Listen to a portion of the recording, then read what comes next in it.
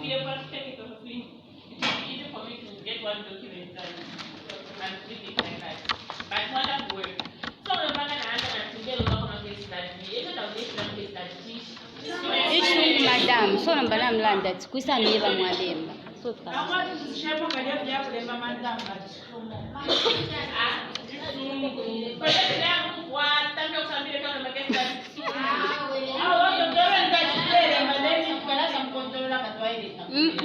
Chefin wachanda vanoa. Kuisa nkubeva fedeni valemba vile.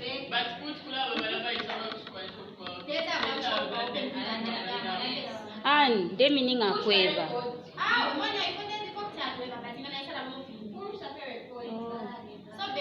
Another thing, I think there was something that Goretti said around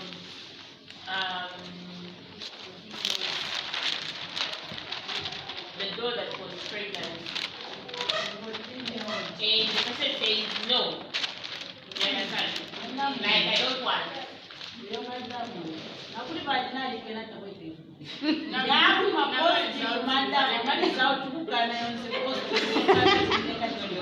Yeah, so you also need to be very careful. Case studies are, you can always ask a disclaimer as well to say this case story doesn't have to be published anywhere.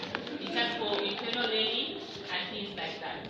So that the young person doesn't feel exposed and feel betrayed that you went on to write their story without their consent.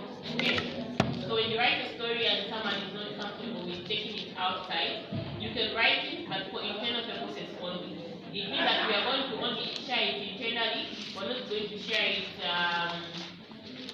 for people to read like other people outside.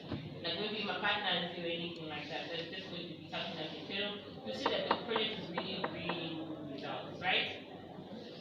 Great. So the next item on our session is simply looking at elimination of some of these barriers that you have identified. Some of these gender norms that you've identified. I think some of them you have even mentioned and talked about them. But then in the next session, we just want to now like identify what are some of these, like what are we going to do about these norms, these cultural norms, these gender norms. What are we going to do? Remember I also mentioned when I was talking about the action plan, right? It's from these gender norms, these cultural norms, these social norms that you've identified that you can also come up with activities that are going to help with to respond to those norms. So if I say no community, there's this, this is what we're going to do about. We're going to conduct this activity that is going to help with sensitization of this particular topic so that people know to say, oh, it's actually okay for a guy to do chores at home. It's not just for the girls, right? So that when you're raising awareness, like it's something that you can incorporate in your awareness raising activities, so that every time you're having an outreach event, you can include addressing one of the social norms and that you have identified. That's one way you can eliminate those social barriers. The other one is that we're talking about is the meetings that you've introduced, or the one that you want to strengthen now, the conversations with parents, the dialogues with parents. When you're having these meetings with parents, you can always talk to them about some of these social norms and gender roles. So for example, when you're talking about women should not cook when they're on their kids because and things whatever. So you can actually explain to them some of the talk to them about some of these things and tell them, so no, actually it's okay for a girl to cook when they're on their kids. Like the only thing that they need to consider is hygiene, like how they wash their hands, when they're from changing, or how they're disposing of their sanitary pads and things like that, right?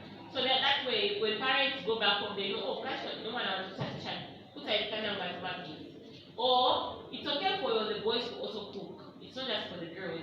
So encourage them as they are growing to chocolate time power. But see, now remember that time power in the sense that we want you to know that no remember cheese, they can do all those things. It's not just for the girls. So I think those conversations with parents, if one know that you're eliminating that barrier, there the like, no, girls are the ones that are supposed to be doing their house chores, right? So you get to identify what some of the activities are that you can do to eliminate some of these, and which platforms and spaces you can actually use to eliminate some of these barriers, social norms, gender norms, and things that you identified. Is that clear? So then in our next meeting, you are using your flip chart. That flip chart that you used for identifying the gender norms, the social and cultural norms, right? What you're doing is just now coming up with strategies to eliminate those. So I think you're looking at that. So for example, number one, this is the gender norm that was identified. So you're looking at what activities can we do to eliminate this? What can we do to eliminate this? So then you come up with a strategy like that. Then remember, when we're doing action planning for activities that we're going to be doing, we'll come and include that in our action plan as well, because then we're responding to their. We don't know who to float it. Yes. The idea is we're trying to build each other's capacity to work on these things that we're identifying in the communities in the absence of the organization's interventions, but most importantly, within the next few months that we have to implement the program. So like we need to end the program with a bang. We need to see results, science. And I know that we're capable of doing that. So in the next 15 minutes, I want us to, because my session ends at 11:30. In the next 15 minutes, I want us to go on and discuss that, so that when we are back, we just come and do the presentation, and that will be the end of this session. So 15 minutes, the instructions are, you look at your identify agenda, non-social and cultural norms. Then you come up with strategies to eliminate those identified norms, right? Then we come back and present. So 15 minutes for the discussion. My timekeeper.